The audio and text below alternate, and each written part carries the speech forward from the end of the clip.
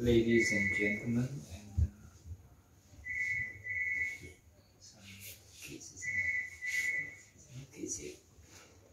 So tonight we gather here, the lay person Salla and Lalani and their family who come here to do Buddha Puja and also to offer this cloth on behalf of their deceased, on their father who passed away in Sri Lanka.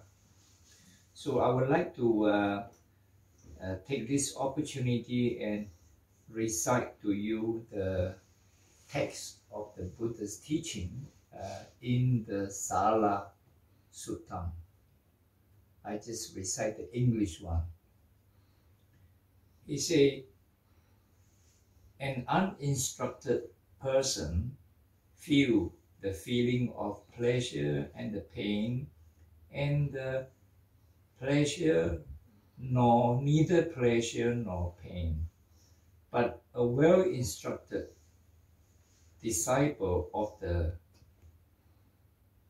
Blessed One also feel the feeling of pleasure, the pain, and also neither pleasure nor pain. So what is the difference between a well-instructed person, that means the follower of the Buddha, and the ordinary people? Then the monk answered, he said, the Blessed One, the teaching is from you and you are our guide. So can you please explain to us the meaning? And that's how Buddha talk about this sutta. This sutta is called Salla. Salla means arrow or thorn, which is into your flesh and it's very painful. He said, in the case of an and the Buddha say, in the case of an ordinary person, when they are touched, physically or mentally, when they are touched by pain, and they have grief, they have sorrow, they lament, they beat their chest, and they become distraught, and they feel so much pain, as though they have received 2 arrows. One arrow shoot and enter the body. The other arrow shoot and then enter into your mind. And your mind also become painful. So he said, just like as though a man was to shoot 2 arrows and both arrows enter the person. Enter the person's body and the mind. So, whereas for a person who have listened to Buddha's teaching and practice, I mean contemplating and do a little bit of right thinking, samma sankappa, then the person also, when the person feel the pain, the feeling of pain, but the pain only stop at the body. The pain does not enter.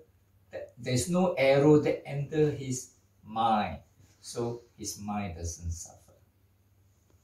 As you can see, all of us, we are subject to birth, old age, sickness, and death. Nobody can run away, right? Everybody is, when you're born, you're subject to death. So we cannot run away. So therefore, in this situation, we should administer self-help. That means take the advice of the Buddha and then study the text that he taught us, and then contemplate. What is this body? The body is made out of 32 parts, and it consists of 4 elements: earth, water, fire, and air. So when you will receive the news of our dear father passed away, you examine, you examine, what is my father made of? and you examine, you found your father is made out of 32 parts. The hair on the body, the nail, the teeth, the skin, the flesh, the muscle, and the tendon, the bone, skeleton, and all the other internal organs, lung, heart, stomach, intestine, kidney, etc.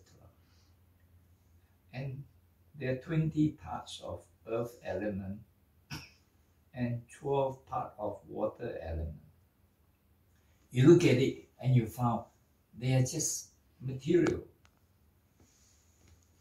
The fact that we think that that person is our father is from the worldly view, from conventional view, that we think this is my father, I am his daughter, and now the father has passed away. But if we were to look at it from what Buddha has taught us, you examine the body of the father and you found there are only 32 parts. And then you examine your own body, you also found there are only 32 parts. Then your mind becomes calm. You see, why is the father passed away? It's because of something happened to the body and the body has stopped functioning. The body has stopped breathing and all the other functions stop. Blood stops circulating and then all the other things stops. And then the body becomes a dead body. Then the body cannot live anymore. So it happened.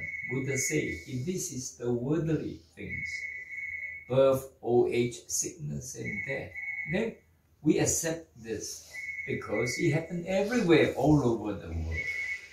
So that is why, even though we can be overcome with sadness in the mind, after we contemplate about Buddha's teaching, we become calm.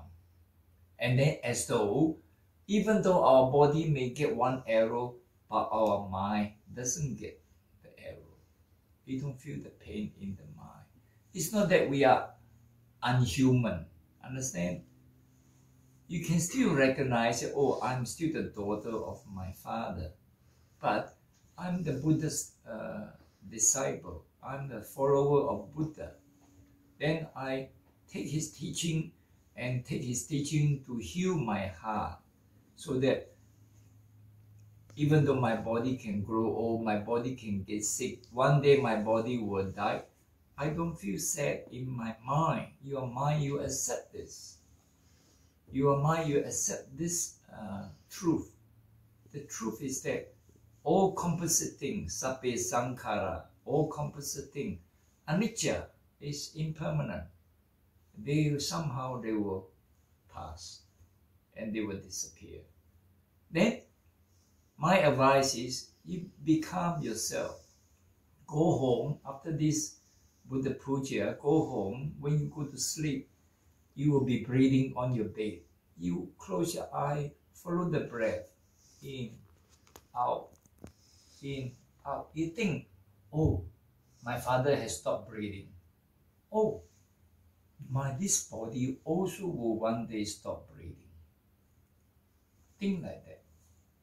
When the body stopped breathing, then the body died. Then what happened to me then? You'll be thinking then, oh, you start frightening. Oh, no, I don't want to die. You've been silly. This happened all over the world. This is a natural phenomena. You see the light. If I look out the window on the veranda here, sometime morning I walk on the veranda, I look, then I saw the yellow leaf like that coming down. One the leaf dropped from the tree. We are no different. We are just like the leaf that dropped from the tree. And then it's over. Understand? But the important thing is you must have wisdom.